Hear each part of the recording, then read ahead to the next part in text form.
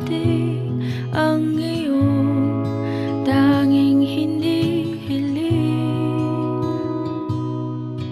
At nung dumating ang aking panalangin ay hindi na maikupli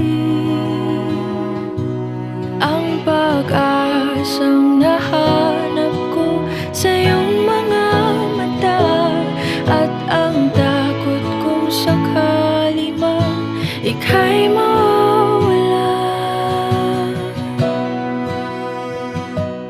At ngayon, nandyan ka na, di mapaliwanag ang nadarama. Handa ako sa walang hanggan, di basahin, di ka sasaktan. Mula